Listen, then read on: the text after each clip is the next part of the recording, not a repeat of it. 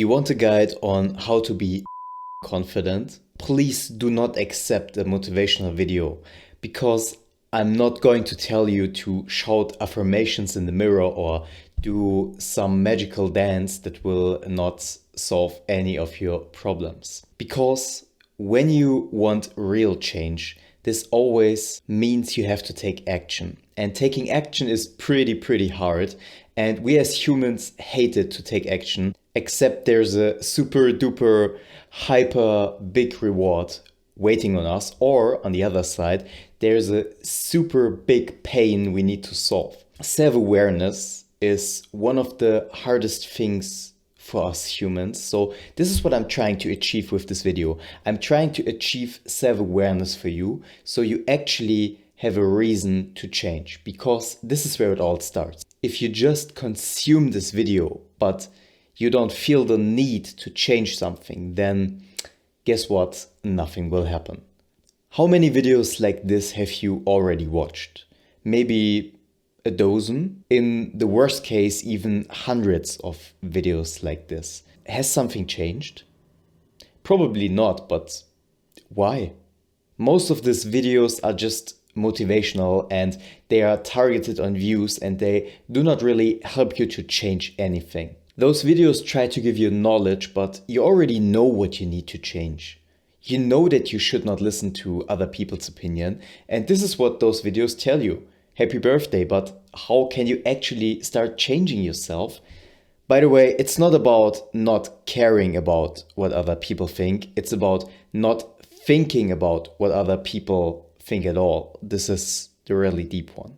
You don't need knowledge, you need emotional experience to change. This is actually all a YouTube video can give you. It can change your motivation for a short amount of time, but it cannot make you actually confident by just watching it. So what I'm trying here is to change your emotional state by giving you emotional insights, so you are able to make emotional change in your life. We as humans have two kind of subbrains. One is for rational thinking and one is for emotions. And when it comes to confidence, when it comes to social interactions, we go into that sphere where it just comes down to emotion and not to rational thinking anymore. So again, I'm trying to give you emotional insights so you actually can apply it into your day-to-day life. You want to go on a journey to your confident self? Come right with me. As I said, I don't want to give you knowledge. I want to give you calls to action and techniques you can use in social day-to-day interactions. So this is the perspective we're going to take right now. The main problem of confidence is that we as human beings are connected to our social environment. It is not possible for us to be confident in an environment that constantly gives us negative feedback. That's just not how we work. We are social creatures, and so no matter how independent you want to become of other people, you will still be dependent on them. How do we solve this problem? There's no actual solution, but here's what made the most difference in my life. I asked a friend to be my accountability partner.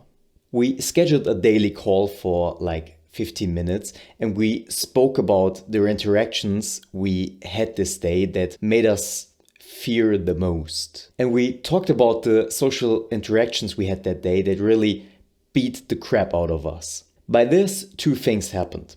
At first, I got asked by him how the situations went I told him the day before. So the day before, I told him I'm going to do X. The first thing is, he asked me, how did this situation went? So I know I needed to do it because he's going to ask me for the situation, and I don't want to see as someone who did not do what he told he would do. Secondly, because confidence is nothing you build like muscles. When you build muscles, you just go to the gym and it's did you go or didn't you go? But when it comes to confidence and social interactions, it's more like you have to endure various emotions and overcome fear. So it's not just did you do the thing or didn't you do the thing. It's more like how did you cope with the situation? How did you feel? And by expressing this to a friend or to someone who's close to us, we kind of relieve ourselves of this emotional pain afterwards and in the situation itself. When you know you're going to tell your friend in the evening, you have so much more confidence because you know, maybe I'm hated now, but I'm loved afterwards in the evening because my friend celebrates me for what I did. And honestly, this is what nobody gets. It's not about having the right body posture. It's not about having a deep voice. It's not about going to the gym. Yes, those things help, but confidence in social interactions just is about having emotional support and knowing you are loved no matter if you're hated in the situation right away. This tip alone will boost your confidence like 10 times, and I never saw it somewhere on YouTube. But it's just the game changer that got the most growth out of me when I look back at the last 10 months or so. Something directly related to confidence is keeping your promises. If you know that the thing you're going to set into your mind, the goal you're setting, you're no matter what going to keep it because you always keep it. You kept it yesterday, you kept it the day before. Then you will have so much more confidence because you know when I'm going to say I will do X, then you will do it. And this will make such a difference. It's even more keeping the promises to yourself rather than to others. Of course, keep your promises ever, but it's more important that you know you can rely on yourself. Do this by keeping your promises smaller. Most people start their journey by saying, I want to change everything tomorrow. I want to be a completely new person. And this is just unrealistic. You can't change your personality within one day. But what you can do is you can actually try to improve every single day by a small step. So setting a goal, setting yourself a promise. For example, I'm going to the gym tomorrow for 30 minutes and then doing it. And being small with your own promises to yourself and then holding them will make you so much more confident. Here's another allegory if you still think you should set big goals.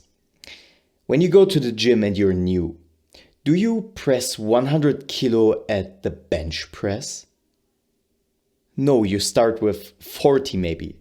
Then after 1 month, you might be able to raise the bar to 50 kilograms. This is how you start. You might have this end goal of pushing 100 kilogram, but you need to train. You can't start with 100 kilogram straight away. And the same goes with your promises. If you want to create YouTube videos, for example, start with saying, I want to produce 1 hour a day and not 5 hours a day, because then you might not be able to keep your promises. And when you start developing an identity where you do not trust yourself, oh boy, it will be pretty hard to keep on that high level of confidence. This one right now might be the hardest pill to swallow, but I'm not going to wrap it up nicely because I want real change for you after you watch this video. The second factor that got the most confidence out of me straight after having an accountability partner is the growth mindset. The growth mindset is me thinking that everything that happens is here to make me stronger if I'm not dying by this. No matter how bad a situation is, it will serve building up my character. And by the way, character should be the thing you should try to focus on building your life, because everything will vanish. Everything will break apart except your character. This will stay until you're going to die. It may not serve my exterior appearance of a bright looking future or a nice and easy life, but it helps me cleaning my inside. The growth mindset even makes me kind of look out for hard situations, because I know the harder the situation is, I'm going to grow.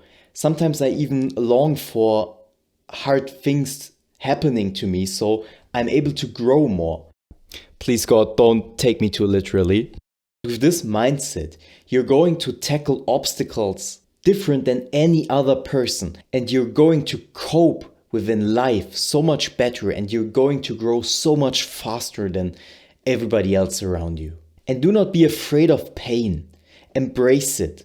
When you're a kid and you're raising, then you will have pain, because with growth comes pain, always.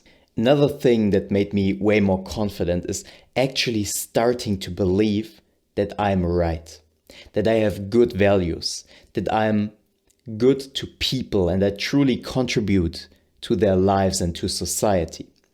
By cultivating this mindset, of course you have to do the right things, otherwise you can't pursue yourself that you're a good person. But if you try to always do the right thing, it will give you so much more confidence, because it will in a way take you above your environment. For me, that's not in a negative way, because I'm not looking down on others, but I'm looking at the world like I'm trying to find the best solution to serve you, the other person. And by this, I'm always trying to do the right thing, the objective, moral, right thing. And by this, it gives me so much more confidence knowing that, yeah, I did everything with good intentions. I mean, it's a different debate if humans can truly be good, but this mindset will just help you feeling like you're right, which just makes you more confident. I want you to take an action step. Please close your eyes. Now, let's imagine a scenario together. You are in a shopping center and have bought groceries. Now, you go to the checkout and put your groceries down to pay. Right in front of you is a man whose turn it is to pay. As he pays, he speaks to the cashier in an unfriendly and somewhat depressed manner. You can tell that he's stressed and just doesn't feel like living his life. Now, you are next in line to pay. You smile at the cashier, and when the food is paid for, you wish her a nice day. The people behind you look uncomfortable because you are friendly and this is unusual for them to experience. They can't even grasp what you're doing there. Did you get the point? Society just is a norm, and everything that falls out of this norm is seen as something strange. It's something that people talk about, but actually it might be objectively the right thing to do. It's just not normal. By always doing the right thing, you're also safe if something becomes public that you said or that you did, because you always do the right thing, so it does not matter. It's even good for you if it becomes public because you did the right thing. But it's more than just your actions. It's more than just feeling safe because you have nothing to hide. It's also about knowing that you're working harder than the others for being a good person. Because of that, you feel like you deserve to be treated better than others. And by this, you will appear like expecting to be treated better. And this will make you seem so much more confident. As I mentioned earlier, this might be a critical point from a moral view, but I'm just giving you my tips that work. You have to see how you implement them, and it's your responsibility to do that right. Before I created this video, I kind of saw confidence just as a social component, but when thinking deeper, I realized, okay, wait, confidence is not just about social interactions. It's also about having a feeling in certain situations or in certain environments. So for example, if you tackle a task at work, you might feel confident or not so, depending on how good you know you are going to fulfill this task. So confidence is also bound to domains. That means you can be confident at work because you thrive in it, but at the same time be insecure with women. And this is where the insecurity paradoxon comes in. If you accept your insecurity and you feel fine being insecure, so going on a meta level with your insecurity, you can accept every situation where insecurity arises, and by this becoming unshakably confident because you are fine with being unconfident, which makes you in the end confident. It's kind of a mind twist, but I think you get the point. Not being afraid to look like a loser will actually never really make you look like a loser, because the true loser is trying to hide that he's a loser, and by this just appears even more like a loser. but it's this true confidence of not having to display to be somebody you're not. You're just fine with who you are. Accepting this is also such a powerful step, which I hear basically nobody talk about. So why did I not talk about doing sports in this video, lifting weights, for example? Because it's so superficial. Of course, if you go to the gym, you will have more confidence than the same version of you not going to the gym overall. But it just makes such a tiny difference. And also everybody's talking about that, so you don't need to hear the same thing all over again. And by the way, when we're talking about sports, doing any kind of sport just for pure maximizing confidence, then do martial arts, any kind of, because hitting somebody in the face and having this anger and pure eye contact will make you much more confident than just going to the gym. Why did I not talk about glowing up and wearing the clothes you like and just having a cool haircut? Again, it's so superficial. It's superficial to build your identity on this, but also it does not work. Don't tell me you don't know the following scenario. You wear a piece of cloth you like, for example, a new t-shirt, and it's kind of exotic, it's not mainstream. And now, every time a person you know arrives and passes you, you start having these questions in your head. Oh, what is this person thinking? I think he doesn't like my t-shirt. Oh, what's he looking at me? Wearing the things you like actually might even harm your confidence if they're not mainstream. And also the approach of being confident through your outer appearance and your clothes can even make you be inauthentic, because it might even lead to the point where you wear clothes you think they are cool, but you don't actually like them yourself. You just think you're seen as a cool person with it, so you try to boost your confidence. And I'm not going to say that wearing clothes that you feel good in make you more confident than wearing clothes you feel bad in. But again, it's just superficial. Why did I not talk about thoughts like, you can't please people anyway, so start pleasing no one? Because that does not help you if you want to start growing your confidence. When you're already pretty confident and you want to even boost your confidence more, you can start experimenting with intellectual thoughts. But if you're just in the beginning, you need this emotional support and you do not need intellectual wisdom and nice quotes like everyone else on YouTube throws at you. I really tried to put all of my heart and my insights into this video as a person who is on self-improvement in hardcore mode since 6 years.